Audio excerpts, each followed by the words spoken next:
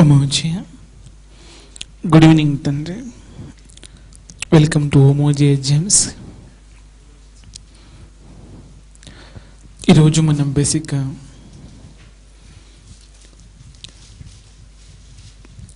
Communication and presentation దాని మీద తెలుసుకుంటాం. మీకు ఇది లైఫ్ లాంగ్ ఉపయోగపడుతుంది. ప్రతి వ్యక్తికి అవసరమైనటువంటి ఫీల్డ్ ఇది. మన లోపల కమ్యూనికేషన్ అండ్ ప్రజెంటేషన్ ఆ టూ టాలెంట్స్ ఉన్నట్లయితే మనం ఏది కావాలంటే అది ఈ ప్రపంచం నుంచి ఉత్పత్తి చేసుకోవచ్చు. మనకి ఏది కావాలంటే అది ఈ ప్రపంచం నుంచి పొందవచ్చు. ముందు మనకి ఏం కావాలో తెలియాలి. ప్రతి ఒక్కటి ఏదో ఒక డిమాండ్ చేస్తాను నీ నుంచి. నువ్వు దాన్ని సప్లై చేస్తే నీకు సొంతం అవుతుంది. లైఫ్ అంటే nothing is but demand and supply. So అప్పుడప్పుడు ప్రపంచం సప్లై చేస్తుంది, నువ్వు డిమాండ్ చేస్తావు. అప్పుడప్పుడు నువ్వు డిమాండ్ చేస్తావు, ప్రపంచం సప్లై చేస్తుంది. సో ఇక్కడ డిమాండింగ్ ఎలా చేయాలో మనకు తెలియదు, సప్లై ఎట్లా చేయాలో కూడా తెలియదు. సో కన్ఫ్యూజన్లో ఉంటాం లైఫ్ అంతా. సో ఈరోజు మనం చాలా చక్కగా తెలుసుకోబోతున్నాం ప్రజెంటేషన్ అండ్ కమ్యూనికేషన్. చాలా బ్యూటిఫుల్ టాపిక్ అదే. ప్రపంచమంతా ఇప్పుడు కమ్యూనికేషన్ డిపార్ట్మెంట్ పైనే వర్క్ చేస్తూ ఉంది. ప్రజెంటేషన్ పైన ఎక్కువ ఇన్కమ్ ఉంది. మనకు ఇన్కమ్ కావాలంటే అవే సోర్స్, ఇంకా వేరే సోర్సెస్ పెద్ద ఎక్కువ ఏం లేవు. సో మంచి టాలెంట్స్ మనం ఇంప్రూవ్ చేసుకుంటే ఇందులోపల ముందుకు వెళ్ళగలుగుతాం. సో ముందుగా ఒక 5 ప్రిన్సిపల్స్ దగ్గర పెట్టుకోండి. తర్వాత మనం ప్రాక్టికల్గా ఒక్కొక్కరు లేచి చెప్పాలి ఈరోజు. ఓకేమ్మా? రెడీనా అందరూ? గుడ్. 5 ప్రిన్సిపల్స్. అసలు కమ్యూనికేషన్ అంటేనే ఈ 5 ప్రిన్సిపల్పై ఆధారపడి ఉంటుంది. ప్రజెంటేషన్ కూడా 5 ఒక ప్రిన్సిపల్స్ పైనే ఆధారపడి ఉంటుంది. అవి ఆల్రెడీ తెలుసు మనకు, బట్ రిమైండింగ్ చేస్తున్నాను. The word, right thought, right action, right attitude and right behaviour. That's all. వీటిని మనం ఏమంటారు? 5 కలిపితే రైట్ పర్సెప్షన్ అంటారు. దీన్ని ఎన్లైటెండ్ లివింగ్ లైఫ్ స్టైల్ అంటారు. Enlightened living life style. So ముందు వర్డ్ అంటే భాష నేర్చుకోవాలి. తర్వాత థాట్, మంచి ఆలోచన నేర్చుకోవాలి. యాక్షన్, అప్పుడు మంచి పని మంచిగా చేయడం నేర్చుకోవాలి. రైట్ అటిట్యూడ్, దృక్పథం, అంటే మంచి మార్గంలో నడిచేటువంటి దృష్టి నేర్చుకోవాలి. మన దృష్టి ఎప్పుడు మంచి మార్గంలోనే ఉండాలి. చెడు మార్గం వైపుకు మన దృష్టిని తీసుకుని వెళ్ళొద్దు. అర్థమవుతుంది కదా? సో రైట్ బిహేవియర్, మంచి ప్రవర్తన. మనం ఎవరితో ప్రవర్తించినా, మనతో మనం ప్రవర్తించినా చాలా చక్కగా అంటే సుందరంగా ఉండాలి. శివం సుందరం అంటారు దాన్ని. ఆనందంగా ఉండాలి, అది శివంగా ఉండాలి, సుందరంగా ఉండాలి. నువ్వు ప్రవర్తిస్తున్నప్పుడు చాలా విలువగా, గౌరవంగా, ఎదుటి వ్యక్తికి ఎంతో ఆహ్లాదకరంగా ఉండాలి. అది ఇబ్బంది పెట్టే విధంగా, ఇబ్బంది పడే విధంగా ఉండొద్దు. మనం లైఫ్లో ఎప్పుడు సారీ చెప్పే సిచ్యువేషన్లో ఉండొద్దు, రిపెంటెన్స్ సిచ్యువేషన్లో ఉండొద్దు. 4 5 ఉండొద్దు, 5 ఉండాలి. లైఫ్లో ఎప్పుడు సారీ చెప్పొద్దు ఎవరికి. ఫస్ట్ అట్లా డిసైడ్ కావాలి. నా లైఫ్లో నేను ఎవరికి సారీ చెప్పాను. సెకండ్, నా లైఫ్లో నేను ఎప్పుడు రిపెంట్ కాను. ఈరోజు ఏం చేస్తానో దిస్ ఈజ్ పర్ఫెక్టెడ్ సార్, మళ్ళీ వెనుకకు చూసుకుని నేను రిపెంట్ కాను, దాని విషయంలో పశ్చాత్తాపడను, ప్రాయచిత్తం అట్లాంటివి ఏం చేసుకున్నాను. థర్డ్, నేను ఫర్గ్యూనెస్ అడగను ఎవరిని లైఫ్లో. సారీ వేరు, ఫర్గ్యూనెస్ వేరు. సారీ అంటే చిన్న చిన్న మిస్టేక్స్కి చేసే వర్క్. అది కాలు తగిలింది సారీ, చూసుకోకుండా మోచేయి తగిలింది సారీ, అనుకోకుండా ఒక వ్యక్తికి బాధ కలిగింది సారీ.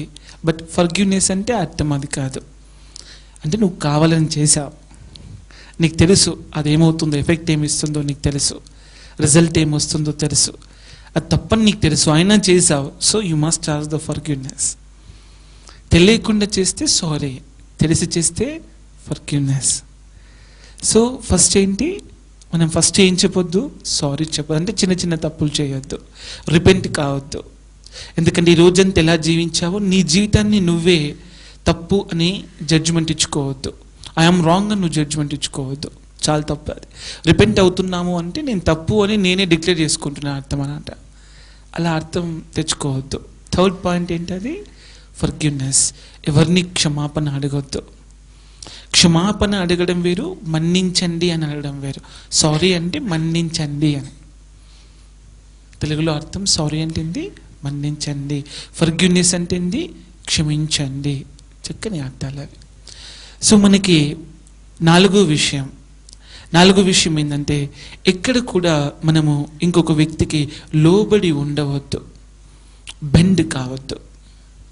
ఆ బెండ్ అవడాన్ని ఏమంటారు తెలుసా మీరు? బెగ్ చేయొద్దు. ఎట్టి పరిస్థితుల్లో బెగ్ చేయొద్దు. ఒకసారి చెప్పాలి, విన్నారా సరే. ఒకసారి అడగాలి, ఇచ్చారా సరే. ఒక్కసారి చూడాలి, స్పందించారా సరే, లేదా మర్చిపోవాలంతే. మన ఇండివిజువాలిటీని ఒక వ్యక్తి దగ్గరికి పెట్టొద్దు. ఎందుకంటే is also human being, we also human being. వాడు మనిషే, మనము మనిషే. ఈరోజు ఈ సిచ్యువేషన్ నాకుండొచ్చు, రేపు వానికి కూడా ఉంటుంది. అది లైఫ్లో ప్రతి సిచ్యువేషన్ ప్రతివాడు ఫేస్ చేస్తాడు. మనలో హ్యూమానిటీ లేదు కాబట్టి మనం ఒకవేళ బెగ్ చేయడం వలన మనలో అహంకారం పెరుగుతుంది. సో నువ్వు ఒక వ్యక్తిలో అహంకారం పెంచావంటే వాని పాపాత్మను చేశావని అర్థం. కాబట్టి మనం బెగ్ చేయొద్దు, వాడిని రిక్వెస్ట్ చేయొచ్చు, బట్ బెగ్ చేయరాదు. ఐ రిక్వెస్ట్ యూ అనాలంతే, బట్ ఐ బెగ్ యూ అనొద్దు. అది ఎనిమల్ చేస్తాయి బెగ్గింగ్. కుక్క దగ్గర నిలబడి బిస్కెట్లు తింటూ ఉండు, అది ఎట్లా చూస్తుందో చూడు, దాన్ని బెగ్గింగ్ అంటారు. నీ పక్క పంట కూడా ఏమైనా బిస్కెట్ తెచ్చుకొని తింటే ఎట్లా చూస్తావు? ఓకే, దరిద్రమైన అలవాటు. చిన్నప్పుడు మనం క్లాసుల్లో కూర్చుంటే మనం నోట్లో చాక్లెట్ వేసుకున్నాం అనుకో, ఇక అటు ఇటు ఏంటిది మంచిగా ఉంది స్మెల్, ఏం తింటున్నావు అని అందరూ అడుగుతుంటారు. అర్థమైందంటే కొద్దిగా ఇవ్వని. So begging is not good. Okay, first నుంచి మళ్ళీ చూడండి. ఫస్ట్ సారీ చెప్పొద్దు, సెకండ్ రిపెంట్ కావద్దు, థర్డ్ ఫర్గివ్ ఉండొద్దు, ఫోర్త్ బెగ్గింగ్ ఉండొద్దు, ఫిఫ్త్ మిస్టేక్ చేయొద్దు. అంటే మనల్ని మనం ఒక కార్నర్లో పెట్టుకోవద్దు, మిస్టేక్ చేయొద్దు. మిస్టేక్ని ఇంకొక అర్థం కూడా ఉంటుంది, సరెండర్ కావద్దు. మనం మిస్టేక్ చేశామంటే సరెండర్ అవ్వాల్సి వస్తుంది అక్కడ. సో మనం సరెండర్ అయ్యామంటే ఫ్రీడమ్ కోల్పోతాం, లిబర్టీ కోల్పోతామా లేదా? కోల్పోతాం. మన రైట్స్ మనం కోల్పోతాం. సో అప్పుడు మనకు ఏది చేయాలన్నా కానీ నిర్ణయం తీసుకునే శక్తి కోల్పోతాం. ఒక్కసారి మన దగ్గర డిసిషన్ పవర్ పోయింది అంటే లైఫ్ ఈజ్ గాన్, అవునా కాదా? సో మన డిసిషన్ పవర్ని పర్ఫెక్ట్గా సేవ్ చేసుకోవాలి. అంటే ఏం చేయాలి? మనం ఎప్పుడు కూడా సరెండర్ కావద్దు. అంటే మిస్టేక్ చేయొద్దు. చిన్న మిస్టేక్ చేసినా నువ్వు సరెండర్ కావాల్సిందే అక్కడ, అవునా కాదా? నువ్వు తప్పు చేసి ఇంటికి వెళ్ళావనుకో భయం వేస్తుందా లేదా? అర్థమేంటి? Now you are surrendered. ఇప్పుడు నువ్వేమైపోయావు? నీ భయం ఎందుకు వచ్చింది అంటే నీ స్వేచ్ఛను కోల్పోయావు, స్వతంత్రం కోల్పోయావు, హక్కులు కోల్పోయావు, నీకున్న అధికారాలు కోల్పోయావు, నీ పరిధి దాటావు, నీ హద్దులు మీరావు. కాబట్టి ఇప్పుడు నువ్వు తలదించక తప్పదు. సో ఇప్పుడు నువ్వు ఎంత ఏడ్చినా ఎంత ముక్కినా ఇట్స్ వేస్ట్. మన వ్యక్తిత్వం కోల్పోయాం, అవర్ ఇండివిజువాలిటీ ఈస్ గాన్. ఒక్కసారి ఇండివిజువాలిటీ పోయిందంటే లైఫ్ ఈజ్ గాన్. అప్పుడు నీ యొక్క లైఫ్ యొక్క ఎగ్జిస్టెన్స్కి వాల్యూ లేదు, రెస్పెక్ట్ లేదు, అసలు నీకు అక్కడ ఏమీ లేదు. ఎంత ప్రమాదం చూడాలి. కాబట్టి ఈ 5 ఎప్పుడూ చేయొద్దు. చేస్తే ఏమవుతుందో ఇప్పుడు చెప్తాను చూడు. ఈ 5 ఉంటే ఈ 5 కాపాడుకో అంటే ఈ 5 చేయొద్దు. The first, the right word. గుర్తుంచుకో, నువ్వు రైట్ వరల్డ్లో అంటే పదాలు సరైన విధంగా నువ్వు ఉపయోగించకపోతే నువ్వు రిపెంట్ కావాల్సి వస్తుంది. భాష సరైన విధంగా లేకపోతే, నీ వ్యాఖ్యానం సరైన విధంగా లేకపోతే, నీ వాక్కులు సరైన విధంగా లేకపోతే నువ్వు పశ్చాత్తాపడాల్సి వస్తుంది, రిపెంట్ కావాల్సి వస్తుంది. సో భాష లోపమే ప్రాయశ్చిత్తం, పశ్చాత్తాపం. అందుకేం చేయాలి? నేను ఈయన తప్పుగా మాట్లాడితే మళ్ళీ రిపెంట్ కావాల్సి వస్తుంది. నేను రిపెంట్ అయ్యాను అంటే నా ఆత్మాభిమానం దెబ్బతింటుంది, నా ఆత్మ గౌరవం దెబ్బతింటుంది, నా ఆత్మ విలువ దెబ్బతింటుంది. కాబట్టి I don't lose my ego, I don't want lose my proudness both. మనం ఈగోని డెవలప్ చేసుకోవడం తప్పు లేదు. ఇంతకుముందు చెప్పాను, ఇతరులను హింసించినంత వరకు you have every right to be egoistic. ఇతరులను హింసించే ఈగో తప్పు, ఇతరులని వాడుకునే ఈగో తప్పు, ఇతరులను మనం బాధ పెట్టే ఈగో తప్పు. బట్ మనకు మనం మంచి చేసుకునే ఈగో తప్పు కాదు, ఇతరులకు మంచి చేసే ఈగో కూడా తప్పు కాదు. సో మన ఈగో లూజ్ కావద్దు. ఒకసారి ఈగో పోయిందంటే దట్స్ ఆల్, భయం వచ్చేస్తుంది. Either ego or fear. దేంతో జీవిస్తావు చెప్పు? ఈగోనే బెటర్. ఆ భయం కన్నా ఈగో చాలా బెటర్. ఈగోయిస్టిక్ పీపుల్ భయపడారు తెలుసా? జేడి లక్ష్మీనారాయణ ఉన్నాడు సిబిఐ, భయపడతాడా? ఆయన లోపల ఎంత ఈగో ఉంటుందో ఒకసారి చూడు.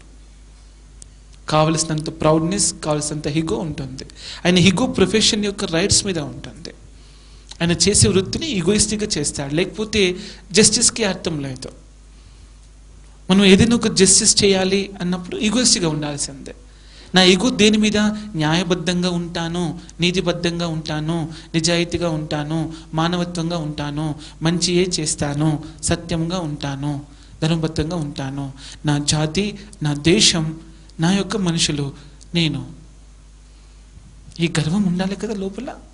సో కాబట్టి వాటి కోసం నేను పనిచేస్తాను అనేటువంటి గర్వం లోపలికి వెళ్ళిపోవట్టుకోద్దా. ఈ గర్వంనే ఈగో అంటారు. స్వార్థం కాదు ఈగో అంటే, అహంకారం కూడా కాదు, సాఫ్ట్ ఈగో. అది మంచి పని కోసం చేస్తే సాఫ్ట్ ఈగో, రాంగ్ పని చేస్తే హార్డ్ ఈగో. హార్డ్ ఏంటంటే దోపిడితనం, దొంగతనం, అక్రమం, అవినీతి, దుష్ట పని, అంత పాపమైన పనులు చేస్తూ పోతుంటాం. అంటే మన కన్న తల్లి, మనకు జన్మనిచ్చిన భరతమాతకి ద్రోహం చేస్తున్నాం, మన సమాజానికి ద్రోహం చేస్తున్నాం, మన మధ్య ఉండే మనుషులకు ద్రోహం చేస్తున్నాం, దేశానికి ద్రోహం చేస్తున్నాం. అన్నం పట్టి చేయికి ద్రోహం చేయడం మహాపాపమా కాదా? ఒక పశువు చేయని పని చేయడం దుర్మార్గమైన పని. కాబట్టి ఏది చేసినా ఈగోతో ఈగో మోడ్లోకి రావాలి మనం వెంటనే. Your profession it self is a egoistic mode. అక్కడ పోటీ ఉంటుంది, ఎంజాయ్ ఇట్. అక్కడ పోటీ లేకపోతే నీకు వాల్యూ లేదు. అక్కడ పోటీ ఉందంటే some respect is there, some value is there, really some uniqueness is going to be happened. So no need to worry about it. కాబట్టి మనం స్వాగతించాలి, పోటీ అనగానే ఎంజాయ్ చేయాలి. అందుకే ఇంకెక్కువ క్వాలిటీ మనకు లోపలికి తెచ్చుకోవచ్చు, మనం ఇంకెక్కువగా ఎసెన్స్ని డెవలప్ చేసుకోవచ్చు, ఇంకా ఎక్కువ సాలిడ్గా తయారు కావచ్చు. కొద్ది ప్రాక్టీస్ ఎక్కువ అవసరం, అందుకే కొద్ది లోతుకి ఎక్కువ వెళ్తాం మనం, ఇంకా కొద్ది లోతుకి ఎక్కువ అనుభవిస్తాం పోటీ ఉన్నప్పుడు. అంతే కదా, పోటీ ఉందంటే లోతు ఎక్కువ అవసరమని అర్థం, అంతే, అందులో ఏం లేదు. నాలెడ్జ్ ఎక్కువ ఉండాలి, ప్రాక్టీస్ ఎక్కువ ఉండాలి, డెడికేషన్ కొద్దిగా ఎక్కువగా ఉండాలి. What's wrong in that? ఏం తప్పలేదు అందులో. సో స్వాగతించాలి మనం దాన్ని. అల్పుడికి పోటీ అంటే అదో చిరాకు, కానీ అధికుడికి పోటీ అంటే ఆనందం, వానికి సెలబ్రేషన్ అది. అవునా కాదా? సో ఫస్ట్ ఏం చేయాలి? రైట్ వర్డ్ యూజ్ చేయనప్పుడు నువ్వు రిపెంట్ కావాల్సి వస్తుంది. సరైన భాష, సరైన మాటలు, సరైన వాక్కు నీ దగ్గర లేకపోతే భాషా పరిజ్ఞానం బాగా డెవలప్ చేసుకోవాలి. మంచి అక్కడున్న పరిస్థితి, సందర్భము, వాతావరణం ఏంటో చూడాలి. ఒక మాట మాట్లాడేటప్పుడు పరిస్థితి ఏంటి, సందర్భం ఏంటి, వాతావరణం ఏంటి, కారణం ఏంటి, అవసరం ఉందా లేదా, నాకు అక్కడ మాట్లాడే అవకాశం ఉందా లేదా, నేను మాట్లాడితే అక్కడ నా విలువ పెరుగుతుందా తగ్గుతుందా, నేను మాట్లాడడం గౌరవప్రదమా కాదా, ఇప్పుడు అక్కడ నాకు సంబంధించిన డిమాండింగ్ ఏమైనా ఉందా లేదా, నాకు అక్కడ నువ్వు మాట్లాడాలనే డిమాండ్ ఉంటే మాట్లాడాలి. అక్కడ ఏది డిమాండ్ చేయట్లేదు, నీకు నువ్వే డిమాండ్ చేసుకొని మాట్లాడావనుకో దానికి డిమాండ్ అన్నారు, కమాండింగ్ అంటారు, ఇంకా చెప్పండి డామినేటింగ్ అంటారు. సో ఆ డామినేటింగ్ మోడ్కి వెళ్ళేసరికి అందరు నీ మీద ఒక రకమైన విరక్తి భావాన్ని వ్యక్తం చేస్తారు. నీ మీద ఒక విరక్తి క్రియేట్ అయిందనుకో, సో సెకండ్ నువ్వు మాట్లాడి నువ్వు భయపడతావు. ఫస్ట్ టైం రాంగ్ స్టెప్ వేసావు కదా, సెకండ్ మాట్లాడే అబ్బు మళ్ళీ ఏమనుకుంటారు అని చెప్పేసి మనం వెనక్కి తగ్గుతూ ఉంటాం. సో మన లోపల వెనుకడుగు ఎందుకు వస్తుంది అంటే ఫస్ట్ స్టెప్ మనం రాంగ్గా వేసాం కాబట్టి సో వెనక్కి వెళ్ళిపోతూ ఉన్నాం. So must be aware. భాష చాలా ముఖ్యం. పదంకి అర్థాలు మారుతూ ఉంటాయి. వ్యక్తం చేసే విధానం దగ్గర కూడా పదం మారుతుంది. మాట్లాడడం వేరు, వ్యక్తం చేయడం వేరు. మాట్లాడితే వ్యక్తం చేసినట్టు కాదు, బట్ వ్యక్తం చేస్తే మాట్లాడినట్టే. అర్థమవుతుందా? ఇప్పుడు నేను చెప్తాను, బాగున్నారా, ఇది మాట్లాడడం. బాగున్నావా, ఇది వ్యక్తం చేయడం. అంటే లోపల ఏదో ఉంది కుళ్ళు, దాన్ని బయటకు వ్యక్తం చేస్తాం. లోపల ఏదైనా చెత్త చెదార నింపుకున్నామనుకో, విషం నింపుకున్నామనుకో, డిఫరెంట్గా ఉంటుంది వాయిస్. అది అడిగినట్టే బాగున్నారని అడుగుతున్నారు, కానీ అదేటో ఉంది, కొద్దిగా బెట్టుగా ఉన్నట్టు, ఎటకారంగా ఉన్నట్టు అనిపిస్తుంది. ఏంటి ఈ మధ్య చాలా బాగున్నట్లున్నారు అంటే మీకు ఏమనిపిస్తుంది? మారిపోతున్నాయి అర్థాలు. చిన్న భాష, ఒకటే పదం అది, బట్ వ్యక్తం చేసేటప్పుడు వేరు.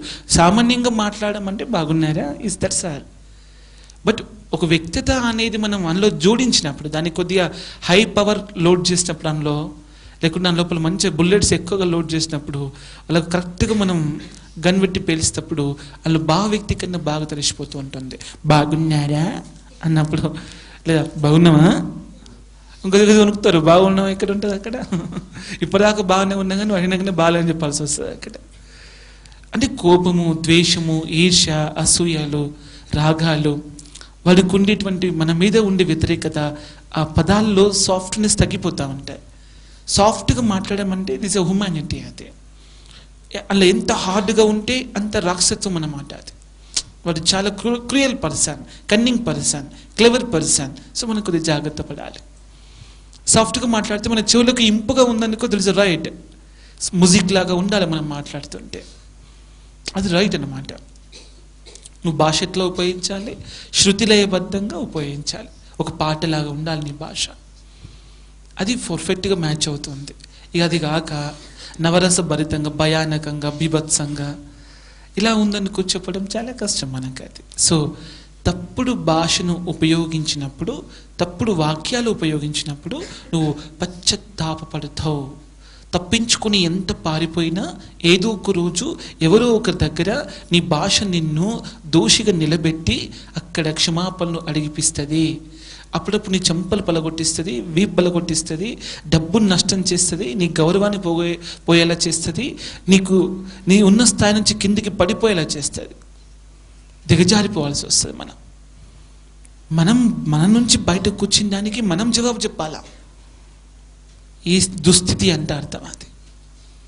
నీ భాషకు నువ్వు ఎప్పుడు జవాబు చెప్పవద్దు, దానికి మళ్ళీ నువ్వు వివరణ ఇవ్వద్దు. నీ భాషకు నువ్వు వివరణ ఇచ్చుకున్నావంటే నువ్వు రాంగ్ అని నువ్వే ఐడెంటిఫై చేసావు, ప్రపంచానికి డిక్లేర్ చేసావు. నీ ఐడెంటిటీ నువ్వే రాంగ్ అని డిక్లేర్ చేసుకుంటే ఇంకెవరు నీకు రైట్గా ఐడెంటిటీ ఇస్తారు? సో మన ఐడెంటిటీ మనం మిస్ కావద్దు. Life is nothing but the identification, the right identification. సరైన గుర్తింపులోకి మనం వెళ్ళాలి ఒక ఎదుటి వ్యక్తిలోకి. ఎప్పుడు అది చూసుకోవాలి, నేను ఈ వ్యక్తి దగ్గర సరైనటువంటి గుర్తింపు తెచ్చుకుంటాను. అది స్నేహితుడైనా శత్రువైనా సరే. మనతో కూడా శత్రుత్వం పెట్టుకుంటే కూడా వీనికి నేను పర్ఫెక్ట్ శత్రువునని గుర్తింపు తెచ్చుకుంటాను. I mean lesson to him అంతే. అందులో కూడా పర్ఫెక్షన్ ఉండాలి. హింసించొద్దు. మళ్ళీ శత్రుత్వం అనేది ఎట్లుంటుంది అంటే హింసించాం, బాధ పెట్టాం, కానీ వాడు బాధపడతాడు మన పర్ఫెక్షన్ వల్ల. అవునా కాదా? మన పర్ఫెక్షన్ వల్ల వాడు బాధపడతాడు. ఇప్పుడు చూడండి, పువ్వుకి ముళ్ళు అనేది గాయం చేయదగినది, అయినా రెండు ఒక దగ్గరనే జీవిస్తాయి. ఆ పువ్వు ఆ ముళ్ళును రక్షణ కవచంగా మార్చుకుంది. అవునా కాదా? మనం పాజిటివ్ లైఫ్ స్టైల్ డెవలప్ చేసుకుంటే మన చుట్టూ ఎంతమంది శత్రువున్నా కానీ వాళ్ళు మనకు ప్రొటెక్షన్ వాళ్ళు.